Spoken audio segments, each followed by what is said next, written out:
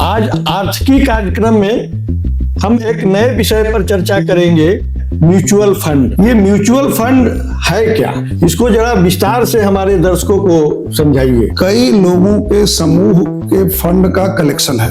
एक ये कह सकते हैं कि सामूहिक फंड है। हर व्यक्ति अपने निवेश की पहले सुरक्षा चाहता है, नंबर 1। नंबर 2, उसका जो धन है वो भी रफ्तार से बढ़े। म्यूचुअल फंड अपने देश में 1963 से शुरू हो चुका था। उस समय बहुत लोगों को याद होगा, शुरुआत में यूनिट ट्रस्ट ऑफ इंडिया जो आई थी, बेसिकली वो म्यूचुअल फंड से कंसेप्ट पर ही था। इकोनॉमिक टाइम्स और इंडिया इन्फोलाइन के डाटा के हिसाब से लगभग प्रति माह 25,000 करोड़ से ज्यादा रुपए केवल SIP के माध्यम से म्यूचुअल फंड में जा रहा है। इसमें बहुत से ऐसे तकनीकी शब्दावली होती है, टर्मिनोलॉजी होती है, जिसको आम जनता, मतलब आम निवेशक, जो छोटे निवेशक हैं, जो नए नए इसमें आए हैं, उनको इसकी जानकारी नहीं रहती है। जैसे मान लीजिए कि मिड कैप क्या है, स्मॉल कैप क्या है, SIP क्या है।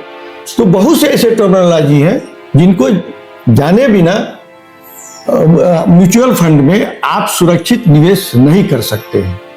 तो इस पर आपका क्या विचार है? आमतौर पर निवेश का निर्णय हर दो व्यक्ति का एक जैसा नहीं हो सकता है। तो हम ये देखा देखी कि सभी लोग म्यूचुअल फंड में जा रहे हैं, हम भी जाएं, तो ये जरूरी नहीं है कि जो सबको लाभ मिल रहा हो हमको भी लाभ प्राप्त हो। कोई कंपनी, कोई इक्विटी जो शेयर मार्केट में लिस्टेड है, उसका as on date market capitalisation क्या है, मतलब उसके कितने शेयर्स मार्केट में अवेलेबल है फॉर सेल, और उनका आज के डेट में मार्केट में प्राइस क्या है, वो दोनों को मल्टीप्लाई कर दे तो मार्केट का कैपिटलाइजेशन उसको कहते हैं। यदि 5,000 करोड़ से लेकर के 20,000 करोड़ के बीच में है तो उसको मिड कैप कहेंगे, और 5,000 करोड़ से नीचे है तो वो स्मॉल कैप। भारत में म्यूचुअल फंड का क्या भविष्य है? जैसे जैसे वित्तीय साक्षरता बढ़ रही है, लोगों के पास इसका मतलब अवेयरनेस ज्यादा है। जैसे किसी की भले मासिक आमदनी 1 लाख रुपए है, लेकिन वो ऐसे उसके खर्चे हैं, रेंट देना है, कोई लोन का किस्त देना है, बच्चों के स्कूल का फी भरना है, वगैरह वगैरह, इस तरह जो फिक्स है, घर के ग्रोसरी का खर्चा है, ये सब खर्चा करते करते करते उसके बाद पता चला कि 80,000 रुपए तो इसी में चलेगा। बचा जो 20,000 रुपए, वो 20,000 रुपए उसका डिस्पोजेबल इनकम कहलाएगा।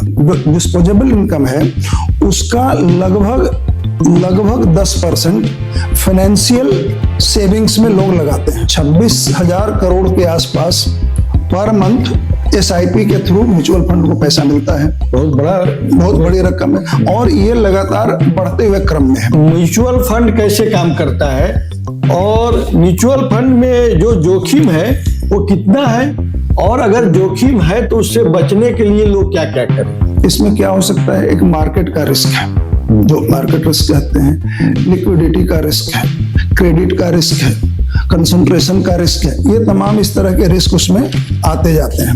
अब इनको एक एक करके हम लोगों को थोड़ा सा समझना होगा।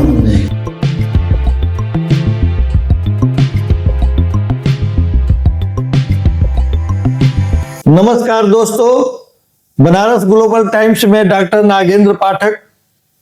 आज आर्थिकी कार्यक्रम में हम एक नए विषय पर चर्चा करेंगे। वह मेरा विषय है म्यूचुअल फंड।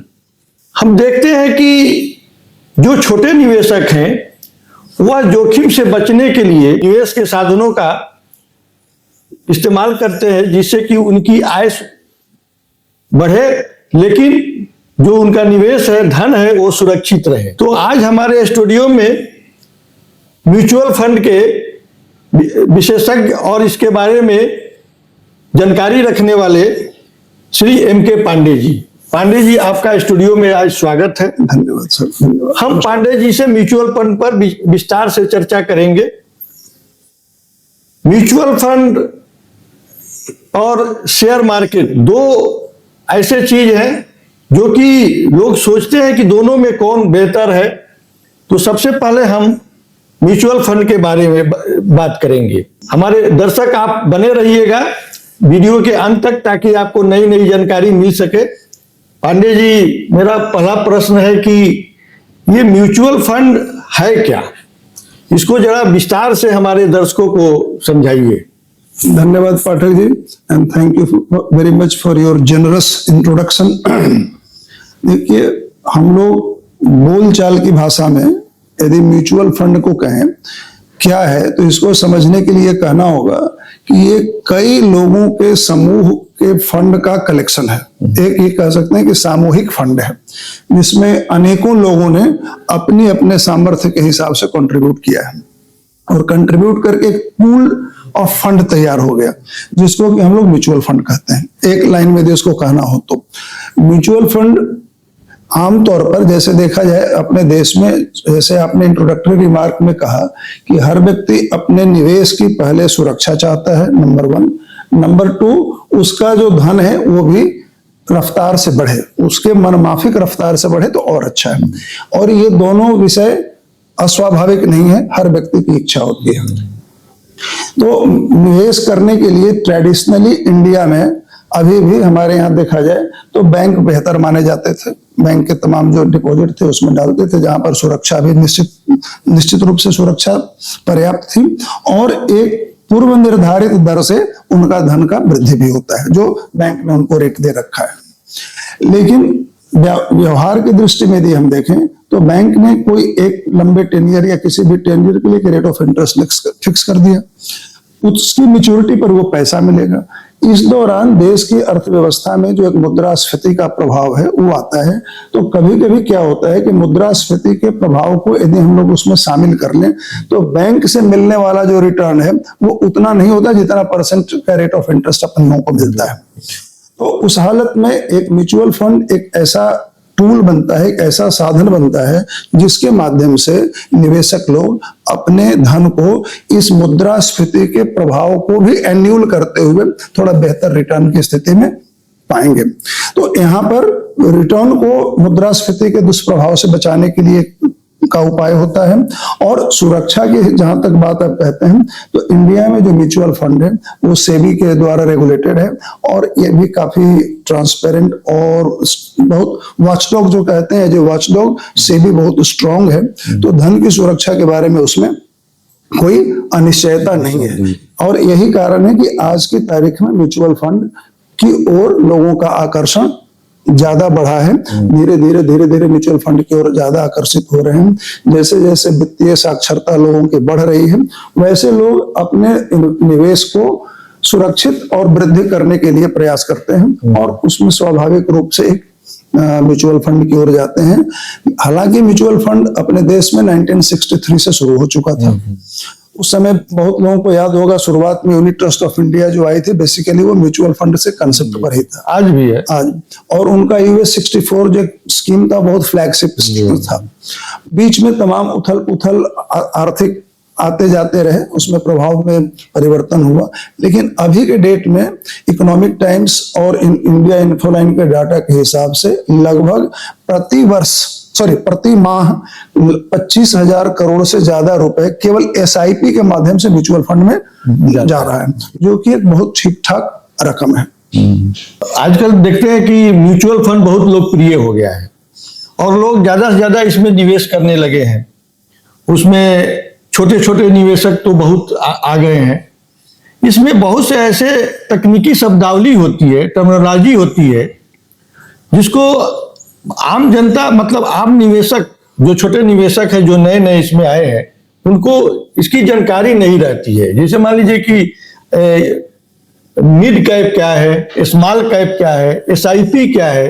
तो बहुत से ऐसे टर्मिनोलॉजी हैं जिनको जाने बिना म्यूचुअल फंड में आप सुरक्षित निवेश नहीं कर सकते हैं। इसको जरा विस्तार से समझाइए हमारे दर्शकों को कि कौन कौन से इसमें टर्मिनोलॉजी का यूज किया जाता है, उसका क्या मतलब होता है। तो ये बिल्कुल आपका बहुत सही प्रश्न है सर। और ये आमतौर पर निवेश का निर्णय हर दो व्यक्ति का एक जैसा नहीं हो सकता है।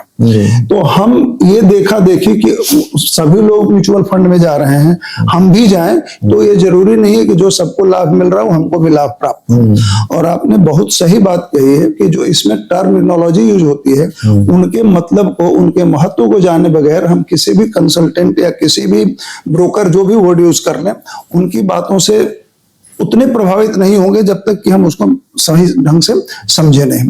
तो जैसा शुरुआत में मैंने कहा था कि म्यूचुअल फंड जो होता है वो एक पूल्ड फंड है। अब ये काम कैसे करता है पहले हम लोग ये समझ लें, तो उसके साथ साथ हम लोग को वो टर्मिनोलॉजी आएगी। उसी के संदर्भ में फिर हम लोग टर्मिनोलॉजी को वन बाय वन एक्सप्लेन करते चलेंगे। पूल्ड फंड है, अनेक लोगों का पैसा एक प्रोफेशनली क्वालिफाइड आदमी के पास चला गया। अब उस क्वालिफाइड, जिसको हम लोग फंड मैनेजर कहते हैं, वो फंड मैनेजर का काम यह है कि अपने निवेशकों के उम्मीदों के अनुसार मार्केट में जो बेहतर रिटर्न हो सके वो उसको दिलवाए, बेहतर से बेहतर रिटर्न दिलवा सके। अब इसको देने के लिए कहीं ना कहीं निवेश करते हैं। तो पहली बात यहाँ पर एक चीज हम लोग जान लें कि अक्सर ये निवेश शब्द हम लोग कहते हैं, इन्वेस्टमेंट कहते हैं, ये बचत नहीं है। बचत और निवेश में बेसिक सा फर्क है कि बचत आज हमने किया, हो सकता है 1 महीने के बाद ही हमको जरूरत हो, कल भी जरूरत हो, तो वो बचत खाता इस नाम से जाना जाता है।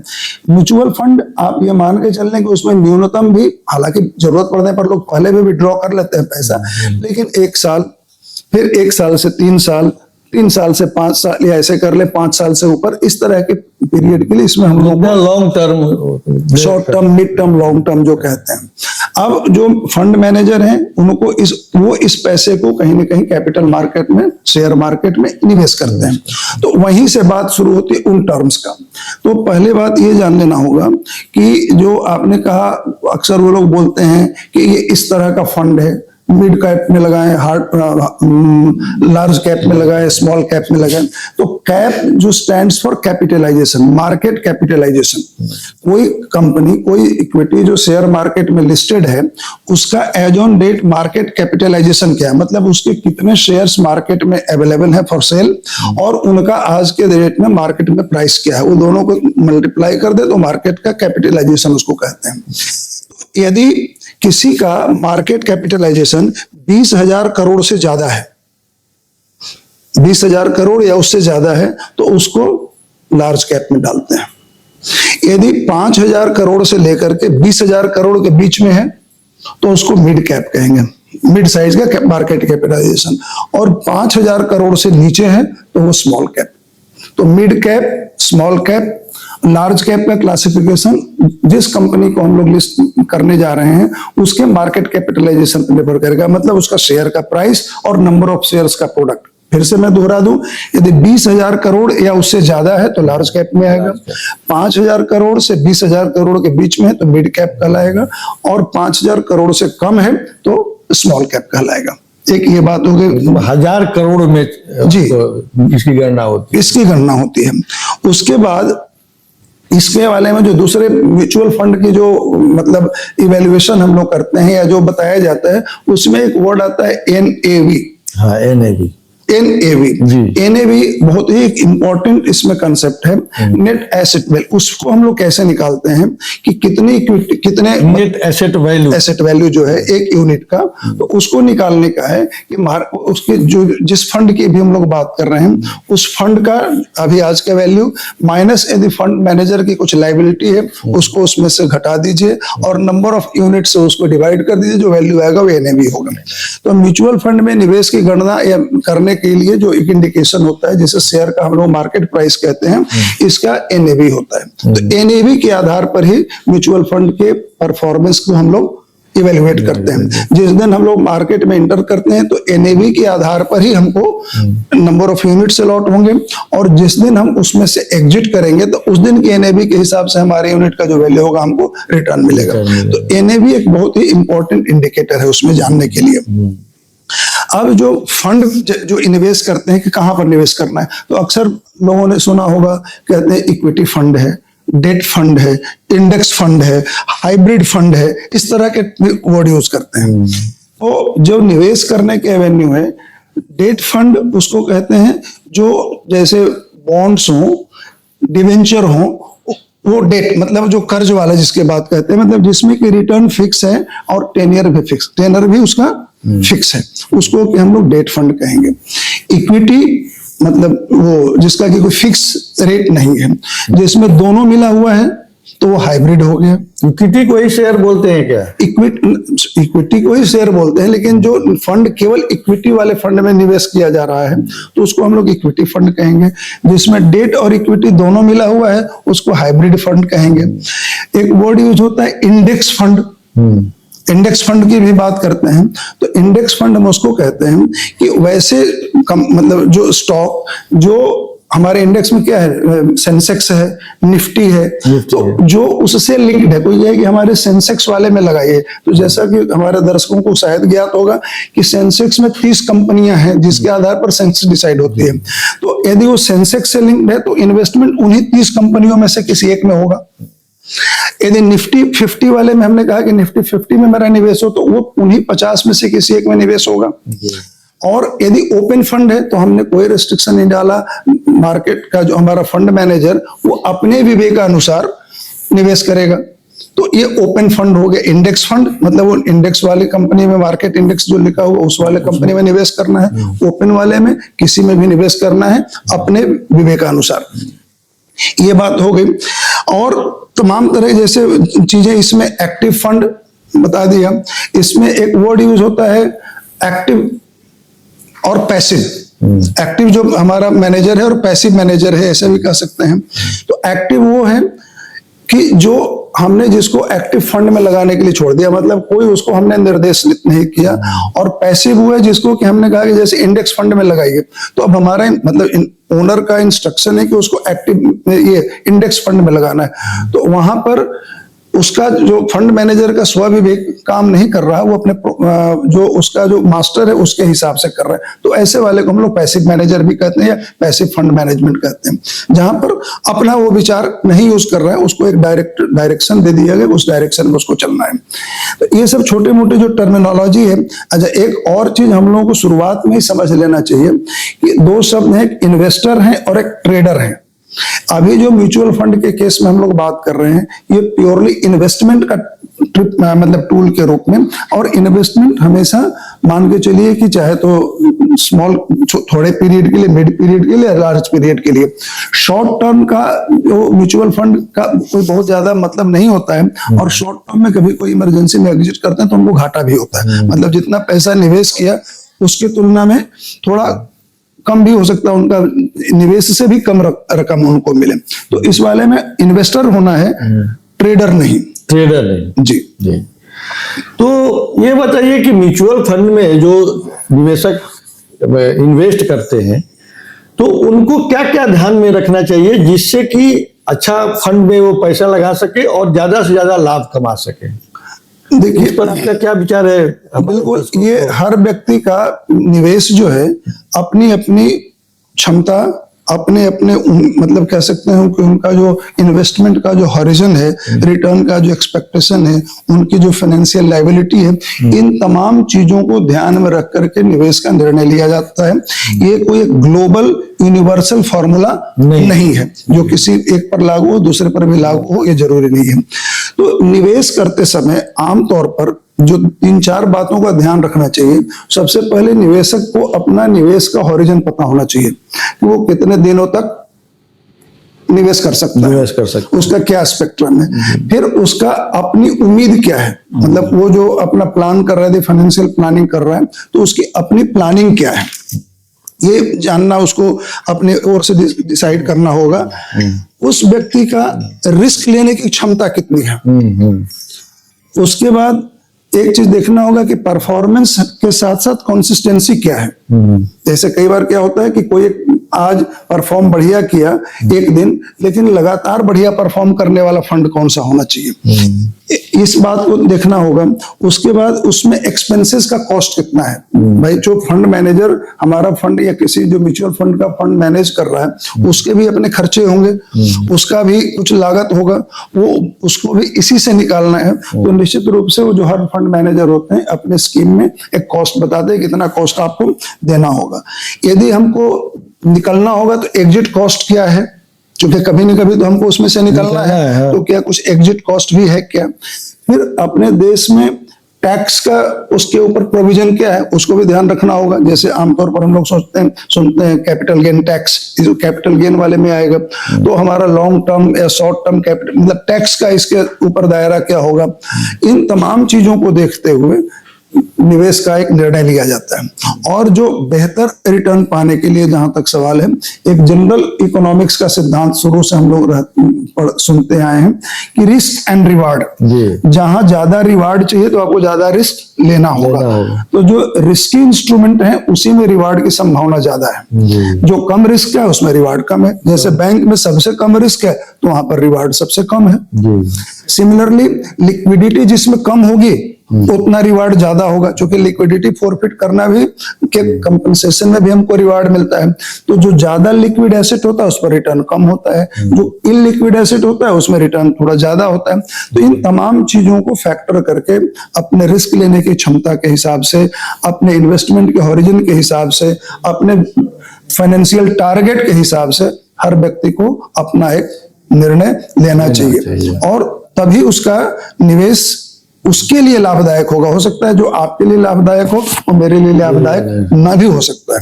तो ये बिल्कुल व्यक्तिगत निर्णय होता है और पूरी तरह सोच समझ के तो दो चार चीजों को ध्यान में रखते हुए मुख्यतः निवेश का निर्णय लें तो अच्छा है। भारत में म्यूचुअल फंड का क्या भविष्य है, इसकी क्या संभावनाएं हैं? देखिए, म्यूचुअल फंड की संभावनाएं मेरे हिसाब से बहुत ज्यादा है भी। जैसे जैसे वित्तीय साक्षरता बढ़ रही है, लोगों के पास इसका मतलब अवेयरनेस ज्यादा है। हम आपको यहाँ पर एक बात ये बताना चाहेंगे कि अभी भी जैसे एक टर्म हम लोग यूज करते हैं ग्रॉस नेशनल डिस्पोजेबल इनकम का। जी। एक ये टर्म है gross national disposable income. Disposable income से मेरा मतलब है कि जो व्यक्ति अपने डिस्क्रिशन के हिसाब से खर्चा कर सके। ये आमदनी टोटल चाहे किसकी जितनी हो, लेकिन डिस्पोजेबल इनकम कितनी है ये यहाँ पर ज्यादा महत्वपूर्ण है। इसको समझने के लिए मैं ये कहूँ, जैसे किसी की भले मासिक आमदनी 1 लाख रुपए है, लेकिन वो ऐसे उसके खर्चे हैं, रेंट देना है, कोई लोन का किस्त देना है, बच्चों के स्कूल का फी भरना है वगैरह वगैरह, इस तरह जो फिक्स है, घर के ग्रोसरी का खर्चा है, ये सब खर्चा करते करते करते उसके बाद पता चला कि 80,000 रुपए तो इसी में चले गए। बचा जो 20,000 रुपए, वो 20,000 रुपए उसका डिस्पोजेबल इनकम कहलाएगा। तो एक रिजर्व बैंक ऑफ इंडिया के डाटा के हिसाब से हमने ये देखा है कि जो डिस्पोजेबल इनकम, जो ग्रॉस डिस्पोजेबल इनकम है, उसका लगभग 10% फाइनेंशियल सेविंग्स में लोग लगाते हैं। लगभग 10, जो डिस्पोजेबल इनकम का 10%, टोटल इनकम का नहीं। और करीब 2014 से लेकर के 2024 के बीच में हम लोग देखें तो ये लगभग 10% के आसपास है। एक अपवाद था कोविड के दौरान, उस समय लोगों के मन में एक अलग किस्म की भावना चल रही थी। उस समय ये जो 10% वाला जो था ये बढ़ के करीब 16% हो गया था। अच्छा। उस समय लोगों ने इस तरह के फाइनेंशियल सेविंग्स वाले में पैसा ज्यादा लगाया था। अब उसके बाद मान लीजिए कि एवरेज 10-11% भी चल रहा है, तो 10-11% में से डिपॉजिट में करीब 5% जाता है और म्यूचुअल फंड या शेयर्स डिवेंचर्स में अभी भी 1% से कम जाता है। डिपॉजिट में 5% और उसमें 1% से कम। कहने का मेरा मतलब कि अभी भी लोगों के पास डिस्पोजेबल इनकम जो निवेशित हो रहा है उसमें 5% निवेश हो रहा है शेयर में और 1% से कम हो रहा है 5% डिपॉजिट मतलब बैंकों में कहा जा सकता है और 1% से कम हो रहा है शेयर्स और डिवेंचर में। तो ये वाला बढ़ सकता है। एक ऐसे रफ आंकड़े के हिसाब से देखें तो बैंकों के पास अभी करीब करीब 2,50,00,000 करोड़ का डिपॉजिट है। 2,50,00,000 करोड़ का करीब करीब डिपॉजिट है और म्यूचुअल फंड का जो टोटल मतलब एसेट अंडर मैनेजमेंट AUM जिसको कहते हैं वो करीब करीब 77 लाख करोड़ का है। तो काफी बड़ा गैप है, बहुत बड़ा। तो ये हो सकता है आने वाले दिन में थोड़ा उसमें शिफ्ट हो, तो स्कोप है भी, बहुत बड़ा स्कोप है। ऑन एन एवरेज जो एक SIP है, SIP जो मोड सिस्टमेटिक जो इन्वेस्टमेंट का प्लान है उसमें लगभग 26,000 करोड़ के आसपास पर मंथ SIP के थ्रू म्यूचुअल फंड को पैसा मिलता है। बहुत बड़ी रकम है और ये लगातार बढ़ते हुए क्रम में है। जैसे 2025 की शुरुआत में भी हम लोग यदि करें तो जनवरी में करीब 25,000 करोड़ था, जो अभी अगस्त में बढ़ के करीब 28,500 करोड़ का हो गया, तो ये लगभग इंक्रीजिंग ट्रेंड में है। तो लोगों का हमारा जहां तक मानना है, लोगों का शेयर मार्केट के प्रति जैसे जैसे उसमें सुरक्षा और लिक्विडिटी का समाहित होता जा रहा है, लोगों का इंक्लिनेशन उसकी ओर है। और ये एक तरह से कहा जाए ये बढ़ेगा, और इसलिए बढ़ेगा कि आमतौर पर जो बैंकों का काम था वो फाइनेंशियल इंटरमीडिएशन का था। सीधे कैपिटल मार्केट में जो रिटेल इन्वेस्टर का पैसा जाता है, तो जो इंटरमीडिएशन कॉस्ट है बैंक का वो घट रहा है, और कंपनी को डायरेक्ट पैसा रिटेल इन्वेस्टर से मिल रहा है, चाहे थ्रू शेयर मार्केट या म्यूचुअल फंड के थ्रू, जो फंड मैनेजर जाकर के शेयर मार्केट में निवेश करते हैं। तो ये प्रक्रिया अभी बढ़ने की संभावना है, और हमको लगता है कि आने वाले दिन में ये जो अभी 1% और 5% जो हमने डिस्पोजेबल इनकम की बात बताई थी, ये गैप थोड़ा और कम होगा। तो म्यूचुअल फंड का भविष्य हमको लगता है कि अपने देश में मतलब अच्छा है, उज्जवल है। अच्छा है। ये बताइए कि म्यूचुअल फंड कैसे काम करता है, और म्यूचुअल फंड में जो जोखिम है वो कितना है, और अगर जोखिम है तो उससे बचने के लिए लोग क्या क्या करें? बहुत बढ़िया सवाल है। म्यूचुअल फंड, जैसा हमने शुरू में कहा है कि ये पूल्ड फंड है, लोगों के अनेकों लोगों के छोटे छोटे निवेश एक फंड मैनेजर के पास है, जो उनका फंड मैनेज कर रहा है।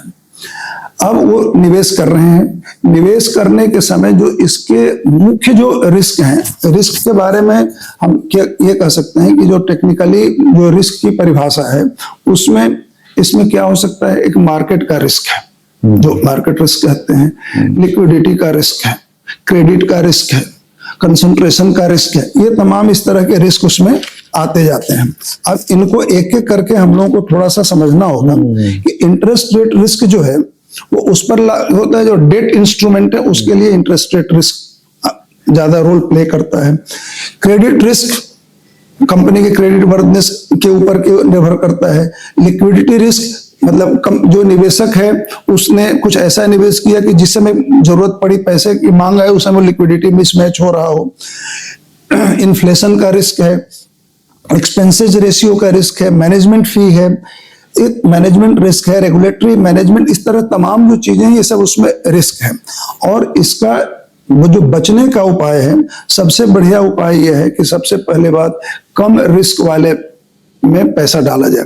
मतलब कि पहले तो उसको कंसंट्रेशन से बचाया जाए, पोर्टफोलियो को डाइवर्सिफाई किया जाए, एक ही तरह के सेक्टर में, एक ही तरह की कंपनी में ज्यादा एक्सपोजर न लिया जाए, एसआईपी किया जाए।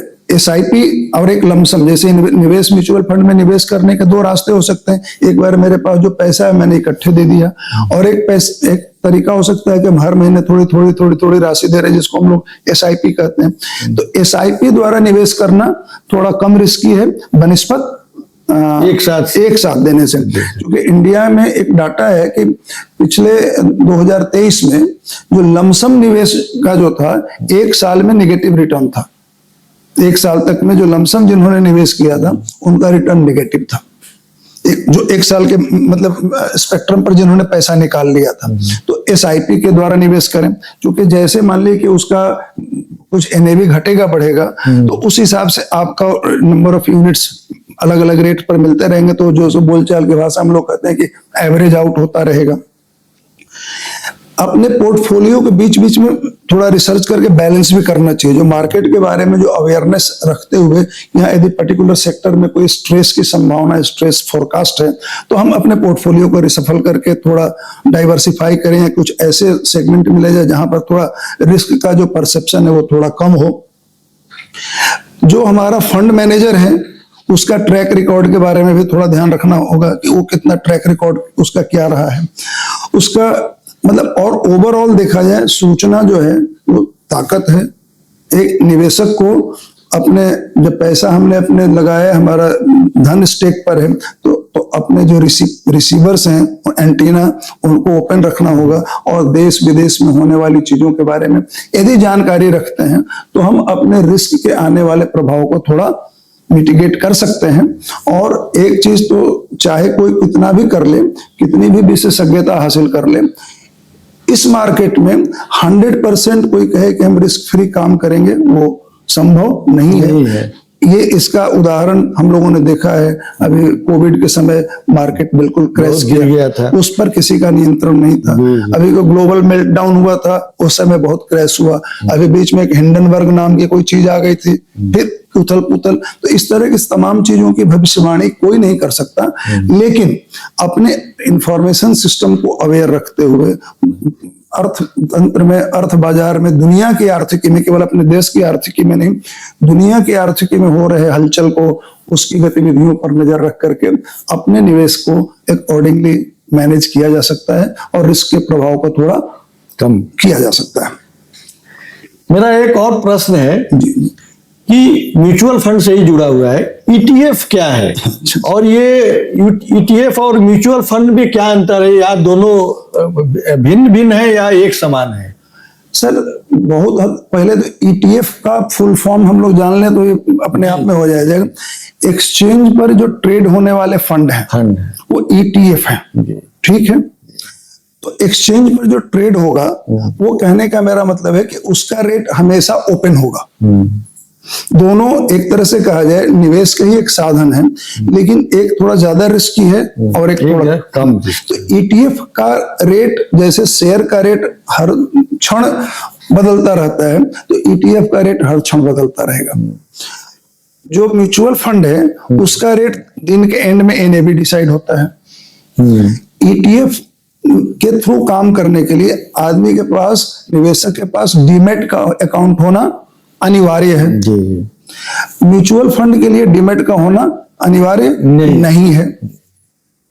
म्यूचुअल फंड में चूंकि ये ओपन उतना नहीं, तो इसलिए इसमें ईटीएफ की तुलना में रिस्क थोड़ा कम है।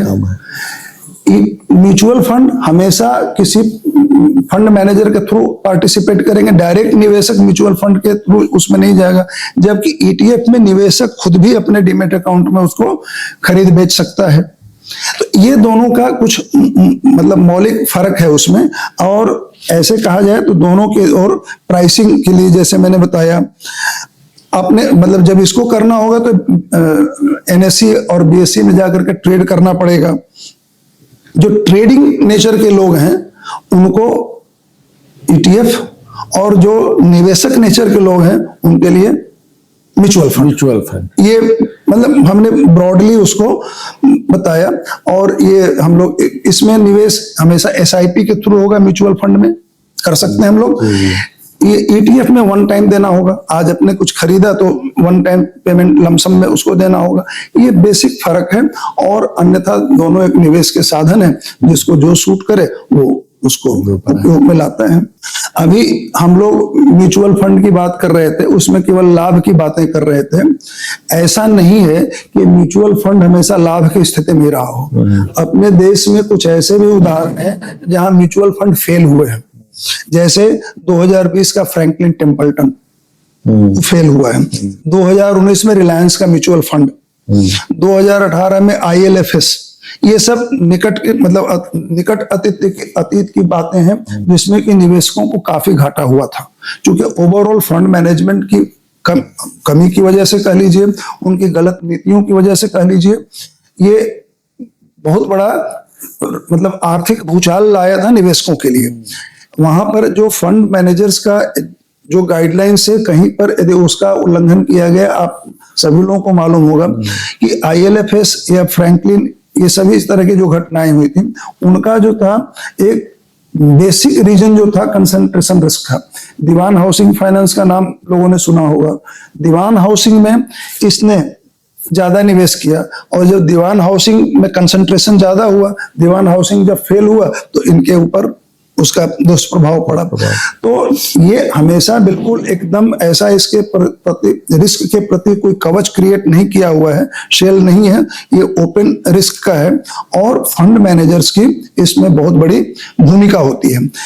ग्राहकों, अपने श्रोताओं के लिए मैं बताऊं कि इंडिया में मुख्यतः जो 8-10 फंड मैनेजर्स हैं, जिसमें SBI फंड मैनेजमेंट सबसे मतलब एसेट अंडर मैनेजमेंट के साइज के हिसाब से देखा जाए तो एसबीआई करीब 11-12 लाख करोड़ के फंड को मैनेज करता है। आईसीआईसीआई प्रूडेंशियल भी 10 लाख करोड़ से ज्यादा का फंड मैनेज करता है। एचडीएफसी एसेट मैनेजमेंट कंपनी वो भी करीब 9 लाख करोड़ का फंड मैनेज करता है। इस तरह से तमाम जिस तरह के ऑर्गेनाइजेशन है वो फंड को मैनेज करते हैं और निवेश करते समय निश्चित रूप से हम लोगों के इनके ट्रैक रिकॉर्ड पर ध्यान रखना चाहिए, क्योंकि कई बार फंड मैनेजर अपना विवेक जब यूज करते हैं तो वो जैसे हुआ ना कि अत्यधिक लाभ देने के चक्कर में कोई ऐसा रिस्की फील्ड में वो इन्वेस्ट करते हैं जहां पर कि यदि उनका निर्णय गलत हुआ तो वो डिसास्ट्रस होता है फॉर द निवेशक। तो इसको जरूर हम लोगों को ध्यान में रखते हुए म्यूचुअल फंड के निवेश को करना चाहिए ताकि हम उससे रिस्क से बचते हुए थोड़ा बेहतर लाभ प्राप्त कर सकें। तो आपने म्यूचुअल फंड के बारे में बहुत अच्छी तरह से समझा दिया। दर्शकों, आप लोगों को म्यूचुअल फंड से संबंधित कई टर्मिनोलॉजी, नई तकनीकी शब्दावली आपको जानने को मिला होगा और इससे आप बहुत लाभान्वित हुए होंगे। आपको ये वीडियो हमारे समय से जरूर आपको अच्छा लगा होगा, तो इसको लाइक कीजिए, शेयर कीजिए और उससे पहले सब्सक्राइब जरूर कीजिए ताकि हम लोगों का नया वीडियो आप तक जल्द से जल्द पहुंच सके। तो पांडे जी, आपका बहुत बहुत धन्यवाद स्टूडियो में आने के लिए और आपने हमारे दर्शकों को बहुत ही ज्ञानवर्धन किया। इसके लिए आपको बहुत बहुत धन्यवाद। धन्यवाद।